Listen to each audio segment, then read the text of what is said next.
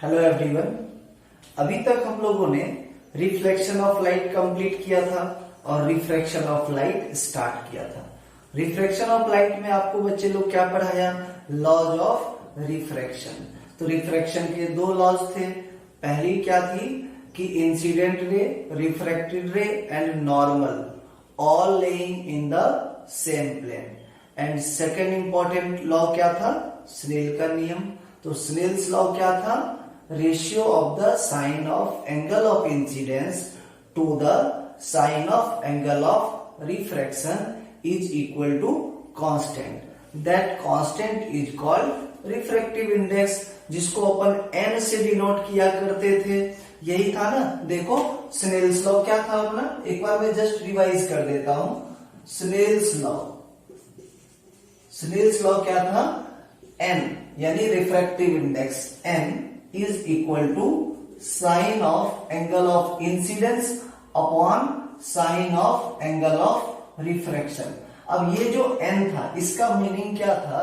This was the refractive index of second medium with respect to first medium. तो इस N को आप ऐसा भी लिख सकते हो, refractive index of second medium with respect to first medium. या फिर आप इसको ऐसा भी लिख सकते हो, refractive index of second medium with respect to first medium. तीनों तरीका है रिफ्रैक्टिव इंडेक्स को लिखने का, ठीक है ना। लेकिन ध्यान रहे, अगर आप यहाँ पे 1 और 2 कर देंगे तो इसका मीनिंग रिवर्स हो जाएगा। तब क्या हो जाएगी? Refractive index of first medium with respect to second medium. This was our Snell's law. Now we will see refractive index in terms of speed of light। तो देखो refractive index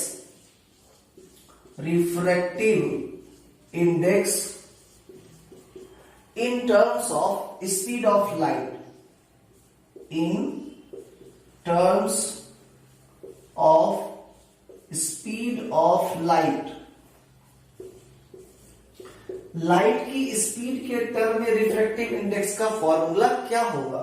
तो देखो refractive index N is equal to speed of light in vacuum,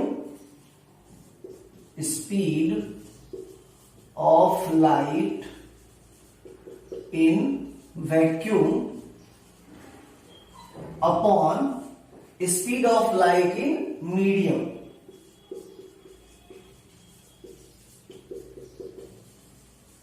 light in medium. तो देखो बेटा, vacuum को जो अपन मानते हैं वैक्यूम हो या फिर एयर हो, उसमें लाइट की स्पीड होती है 3 × 10⁸ मीटर पर सेकेंड, ठीक है ना। तो एन की value upon speed of light in vacuum को, स्पीड ऑफ लाइट को प्रायः सी से डिनोट किया जाता है, ठीक है ना। और speed of light in medium को वी से डिनोट किया जाता है। तो एन इज इक्वल टू कितना हो जाएगा? C/V। अब ध्यान रहना चाहिए आपको, C कौन से में है? फर्स्ट मीडियम में, और V कौन से में है? सेकेंड मीडियम में, ठीक है ना। This is called speed of light, refractive index in terms of speed of light. आप इनको वेवलेंथ के टर्म में भी लिख सकते हैं, ठीक है ना। देखो क्या होता है, स्पीड के लिए फॉर्मूला होता है, वेव की स्पीड का formula, wave speed is equal to frequency into wavelength, frequency into wavelength. तो C है, फ्रीक्वेंसी को प्रायः F से डिनोट किया जाता है, F। और फ्रीक्वेंसी होता है बेटा 1/टाइम पीरियड। अभी इसके लिए सिर्फ आप फॉर्मूला देख लो, ठीक है ना। C is equal to F into wavelength को लैम्डा से डिनोट किया जाता है, ठीक। अब देखो, जब लाइट एक मीडियम से दूसरे मीडियम में जाती है तो फ्रीक्वेंसी चेंज नहीं होती है। चेंज क्या होती है? वेवलेंथ, ठीक है ना। वेवलेंथ के चेंज होने की वजह से लाइट की स्पीड बदल जाती है। तो अपन इस वाले फॉर्मूले में और क्या लिख सकते हैं? C क्या था? Speed of light in vacuum. तो C इज इक्वल टू क्या लिखेंगे? F into lambda. तो लैम्डा कौन सा वाला लिखेंगे? वैक्यूम वाला। अपन लिखेंगे F into lambda vacuum upon V is equal to also F lambda, but F is F into lambda in that medium, lambda in medium। आप देखो फ्रीक्वेंसी से फ्रीक्वेंसी कैंसिल हो जाएगी, तो इसी चीज को रिफ्रैक्टिव इंडेक्स को अपन ऐसा भी लिख सकते हैं lambda in vacuum upon lambda in medium. माने क्या होगा कि refractive index is equal to C by V is equal to lambda vacuum upon lambda medium. यानी कि रिफ्रैक्टिव इंडेक्स को हम लोग वेवलेंथ के टर्म में भी लिख सकते हैं। देखो बच्चों, principal of reversibility of light हम लोग देखते हैं। ये क्या होता है, सपोज कर लो इतने से पोर्शन में वाटर भरा हुआ है, ठीक है ना। सपोज कर लो ये कोई कंटेनर होगा, है ना। इस कंटेनर के अंदर वाटर भरी हुई है, तो ये कौन सा मीडियम हो गया, डेंसर, ठीक। और लाइट सपोज कर लीजिए इस तरह से आ रही है ऐसे, तो ये वाला मीडियम कौन सा हो गया, rarer. This is rarer medium and this is denser. Okay, अब आइए इस वाले सरफेस पर एक नॉर्मल ड्रॉ करेंगे, ऐसा होगा। ये तो नॉर्मल है, तो ये एंगल कौन सा कहलाएगा, एंगल ऑफ इंसिडेंस। अब जब लाइट रे रेयरर से डेंसर में जाती है तो वह नॉर्मल की तरफ बेंड कर जाती है, ठीक। तो जाना चाहिए था लाइट को ऐसा, ऐसा ना जाकर के ये लाइट रे कुछ बेंड कर जाएगी टुवर्ड्स द नॉर्मल, यानी कुछ ऐसी हो जाएगी, ऐसी, ठीक है ना। यहां पर ये वाला एंगल क्या होगा, एंगल ऑफ रिफ्रैक्शन। आप देखो जब लाइट रेयरर से डेंसर में जाती है, angle of incidence is more than angle of refraction, ठीक। अब इस सरफेस पर अगर आप स्नेल्स लॉ अप्लाई करते हो तो स्नेल्स लॉ क्या बोलेगा, sine I upon sine R is equal to, हम क्या बोलते हैं, refractive index of second medium with respect to first medium. Mu से डिनोट कर लो, या फिर आपके बुक में एन से दिया हुआ है, आप एन से डिनोट कर लो। तो refractive index of second medium with respect to first medium, यही हुआ यहां पर रिफ्रैक्टिव इंडेक्स का फॉर्मूला। अब देखो हम क्या करते हैं, इस जगह पर एक प्लेन मिरर रख देते हैं। This is what, this is plane mirror. अब इस पानी के अंदर हमने क्या किया, एक प्लेन मिरर रख दिया। तो आपको मालूम है प्लेन मिरर पे लाइट जिस डायरेक्शन में आती है उसी डायरेक्शन में यहां पर क्या होगी, अगर इस पे परपेंडिकुलर इस पे फॉल हो रही है ना, तो इसी डायरेक्शन में ये रिटर्न हो जाएगी। यानी अब जब ये रिटर्न होकर के इस तरह से जाएगी, तो अब ये हो जाएगा हमारा फर्स्ट मीडियम और ये वाला हो जाएगा सेकेंड मीडियम। तो अगेन यूजिंग स्नेल्स लॉ, इसको मान लेंगे इक्वेशन 1। अब जब फिर से ये लाइट रे रिट्रेस करेगी अपनी पाथ को, रिटर्न जाएगी, तो ये वाला एंगल क्या होगा, इंसिडेंस का एंगल बन जाएगा। और इस वाले सरफेस पे आके फिर से लाइट ऐसे चली जाएगी, रिफ्रैक्शन हो जाएगा। तो फिर से जब अपन स्नेल्स लॉ यूज करेंगे तो अपन क्या बोलेंगे, sine of angle of incidence. But यहां पर इंसिडेंस का एंगल क्या है, R, upon sine of angle of refraction. तो रिफ्रैक्शन का एंगल अब कौन सा बन गया, आई, इज इक्वल टू क्या बोलते हो, refractive index of second medium with respect to first medium. अब सेकेंड मीडियम कौन सा बन गया, ये फर्स्ट वाला मीडियम जो हमारा रेयरर था, और सेकेंड वाला अब क्या बन गया हमारा, ये वाला मीडियम, ठीक है ना। अब अपन क्या लिखेंगे यहां पर, sine R upon sine I is equal to refractive index of first medium with respect to second medium बोलेंगे। ये क्या हो गया हमारा equation number 2। Now multiplying these two equation, multiplying 1 and 2, 1 और 2 को मल्टीप्लाई करते हैं, देखिए क्या मिलती है हमको, sine I upon sine R into sine R upon sine I is equal to क्या मिला, N21 इंटू N12। ये देखो कैंसिल, ये देखो कैंसिल, यानी ये वैल्यू क्या आ गई 1। तो 1 is equal to N21 into N12। क्या हम इसको ऐसा भी लिख सकते हैं, N21 is equal to 1 bye N12।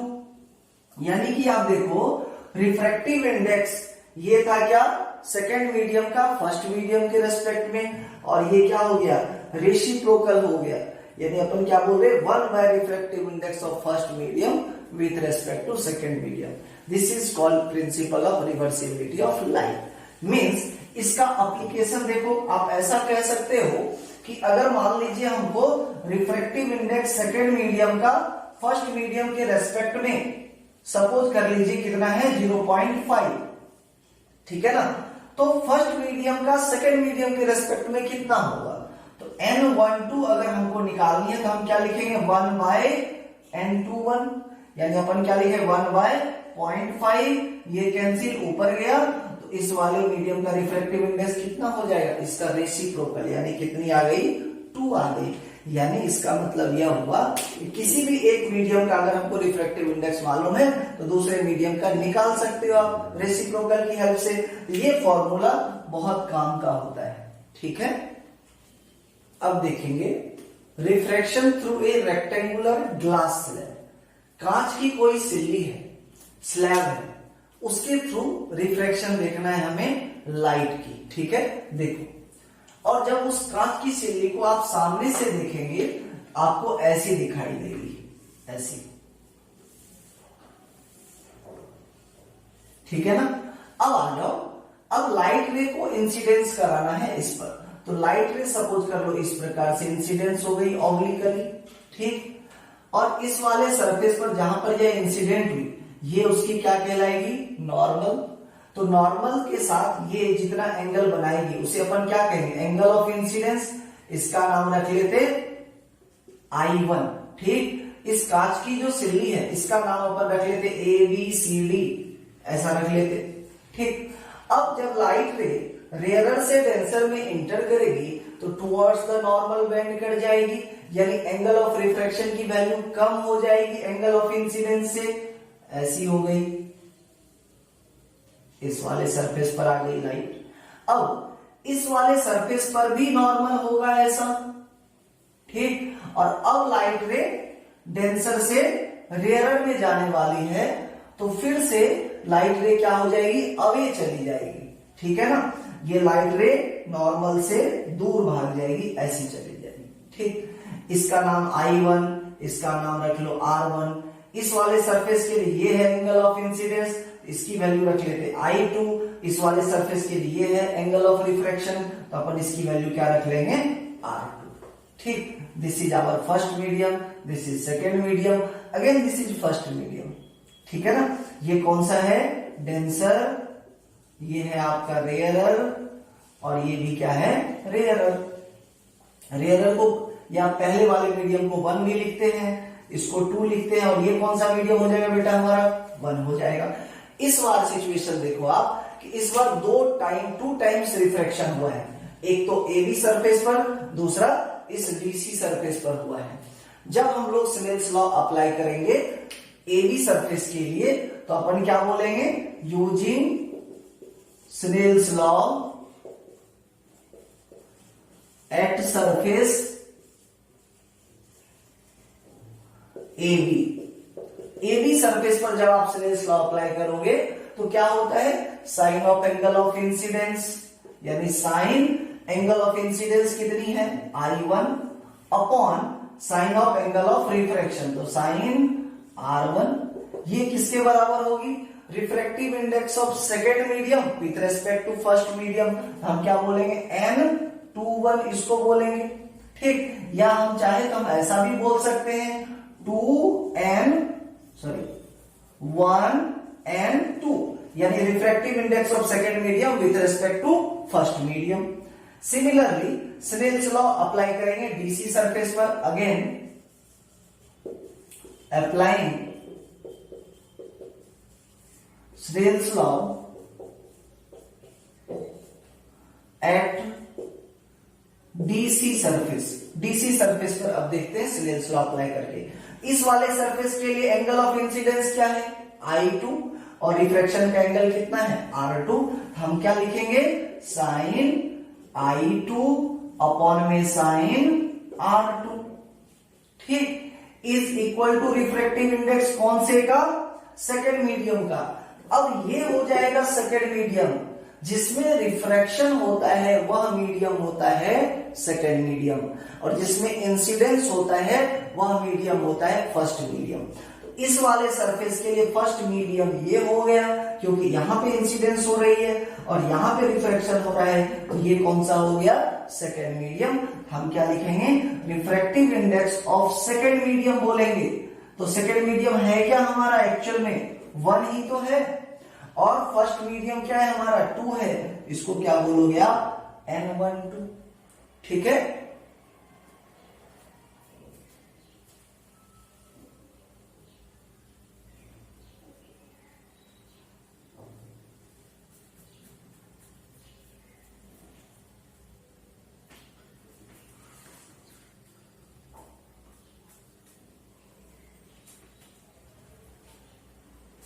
ये हो गया इक्वेशन 1, ये हो गया इक्वेशन 2।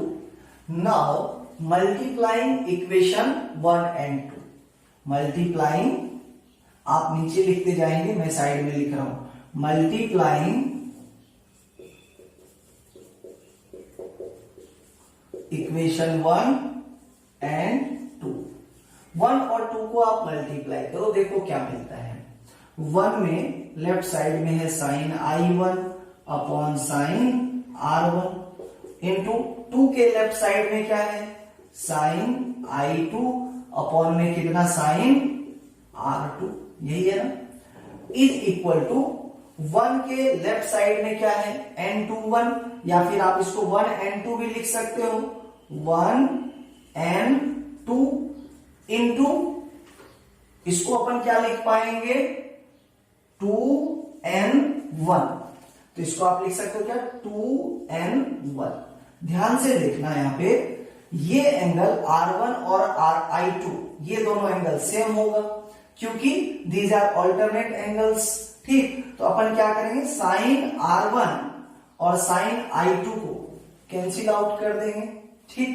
अब यहां से देखो, sine I1 upon sine R2 is equal to, इसको अपन लिख रहे कितना? 1N2, और 2N1 को अभी हमने तुरंत देखा है principal of reversibility of light, तो 2N1 को हम ऐसा भी तो लिख सकते हैं 1/1N2, ठीक। अब इसको और इसको कर दो कैंसिल, तो ये वाली वैल्यू कितनी मिल गई हमें? 1, और इधर कितना है? साइन I1 अपॉन में साइन R2। इससे क्या मिला अपने को? Sine I1 is equal to sine R2। इससे और एक रिजल्ट क्या मिलता है? इसका मीनिंग ये हुआ कि I1 एंगल की वैल्यू R2 एंगल के बराबर है, ठीक। मीन्स ये वाली एंगल की वैल्यू जितनी है उतनी ही ये वाली भी एंगल है। अब इसका मीनिंग ये हुआ कि ये लाइन, ये वाली रे और ये वाली रे दोनों एक दूसरे के पैरेलल है, तो इसको आप आगे बढ़ाओ ऐसा, पैरेलल, इसके पैरेलल ये, ठीक है। दिखनी भी चाहिए थोड़ी ऐसी। अब इन दोनों, इसको अपन बोलते हैं बेटा इमर्जेंट रे, ठीक है ना। और ये कौन सी रे थी? एक्चुअल में इंसिडेंट रे थी, ठीक। इसको कौन सा रे बोल रहे थे अपन? Incident ray. और इसको कौन सा रे बोल रहे थे? इमर्जेंट रे, जो रे बाहर निकल रही है। दिस रे इज नोन एज इमर्जेंट रे,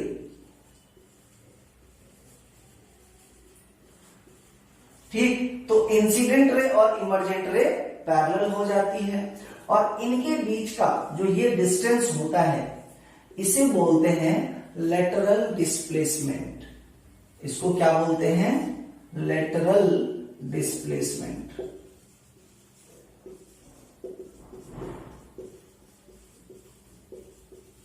ठीक है, फिर से एक बार समझा देता हूं पूरी चीज। ये थी रेक्टेंगुलर ग्लास स्लैब, यह रे क्या थी, इंसिडेंट रे। चलो इसका भी कुछ नाम रख लेते हैं, P Q was incident ray. यहां पर रिफ्रैक्शन हुआ, आर पे आई, आर से ये एस तक गई, ठीक है ना। इस वाले सरफेस पे सबसे पहले लगा देंगे Snell's law.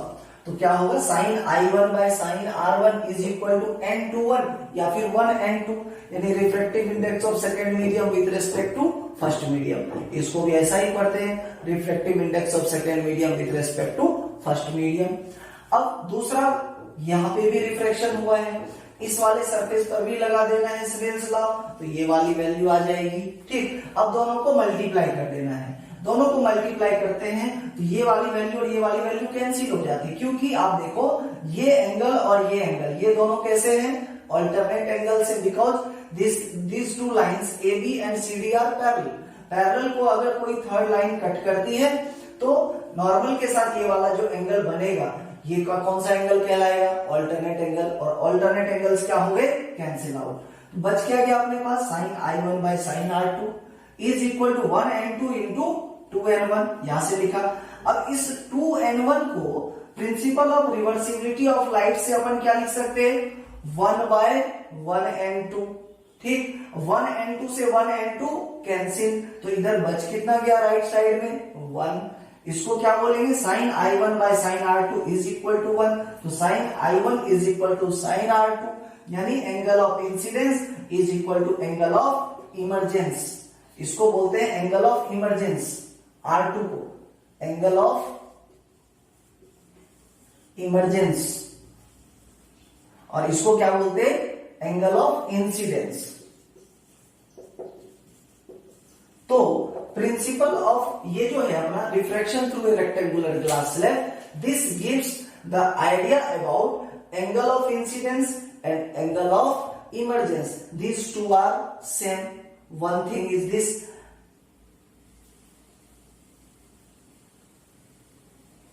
this also gives an idea of lateral displacement, that is the perpendicular distance between incident ray and emergent ray. This is called emergent ray, this is emergent ray, and this is incident ray. The perpendicular distance between these two rays are called lateral displacement, or sometimes this is also called lateral shift.